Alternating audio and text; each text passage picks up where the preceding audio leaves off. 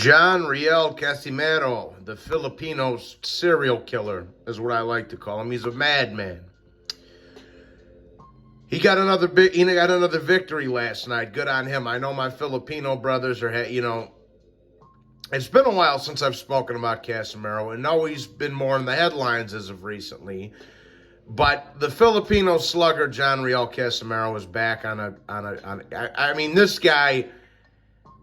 I know he's had some early setbacks in his career. He had a few losses. He got TKO'd by Mythalane and lost a couple of decisions. One of them was against Renarung, which he came back and avenged by knockout. But there's no shame in that. A lot of the Asian fighters, Oriental fighters, are a lot like some of the Latino fighters that really have to start their career in the slums.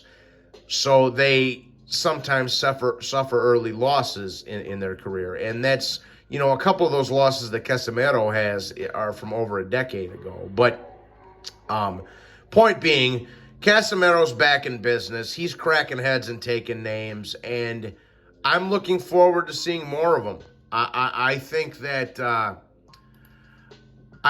John, not only does he share my name, but I've always liked the guy. I was very disappointed that, that we never got to see him in Inoue, but because I think it would have been a great fight. But, COVID happened and all that other nonsense happened, and the fight never happened. And nobody was more pissed off that fight didn't happen than me, because it was scheduled for my birthday on, what was it, 2020?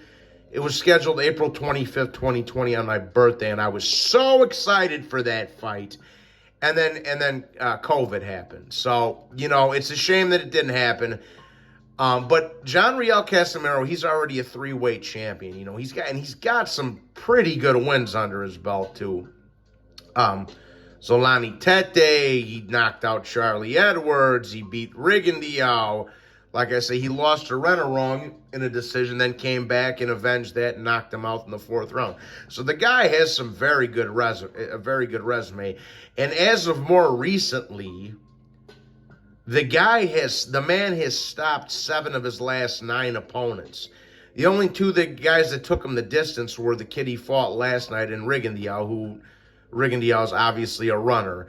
But Casimero is a frickin' savage, man. He has knockout power. He's a little I call him the Filipino Joe Pesci. That's what I call him, okay?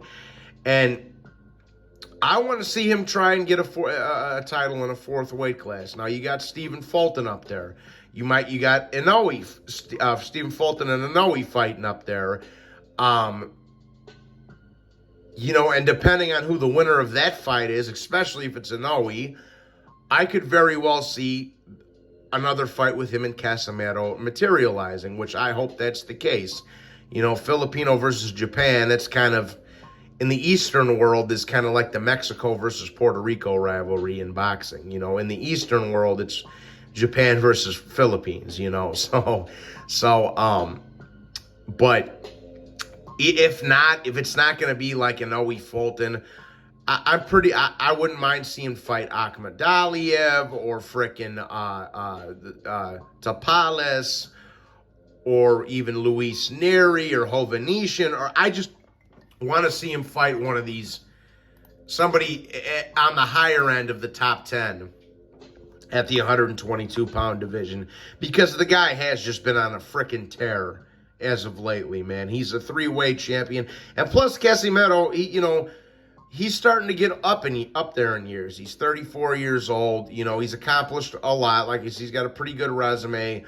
He's a 3-weight champion. He's already accomplished a lot, but he's starting to get up there in years. He's 34, so I'd like to see him start getting some of these big fights at 122 pounds sooner rather than later. You know what I'm saying? And, and like I say, this little crazy little Filipino, like I say, I call him the Filipino Joe Pesci for a reason. The guy's a maniac. He's a nut. He's a nut with crazy knockout power that comes to fight. And he's always fun to watch, man. He's always fun to watch. He gives the crowd a hell of a show, and he knocks people the funk out.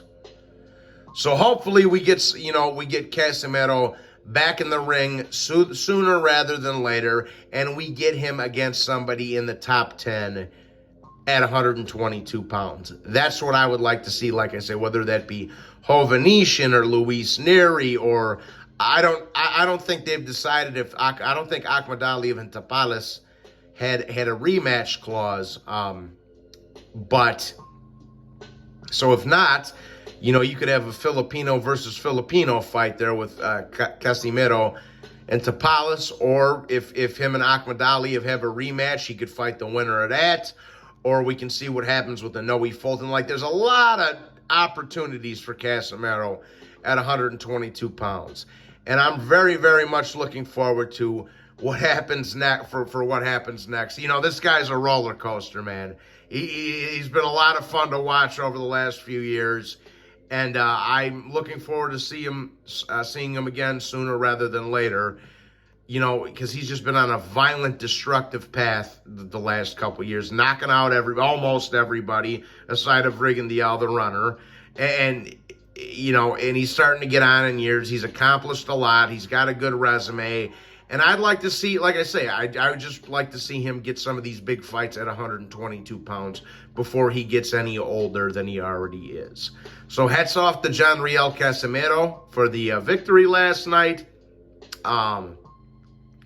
Hats off to all my Filipino brothers and sisters. Some of you guys might remember me from my old channel where I was always talking about Pacquiao and Nonito Donaire. Shout out to Nonito and Rachel Donaire, by the way. So, yeah, man, let's get Casimero in the ring sooner rather than later, and let's see him against somebody in the top 10 at 122 pounds. But with that being said, guys, please be sure to hit the like button and subscribe. God bless you all. And Philippines, stand the fuck up. Salute and take care. God bless.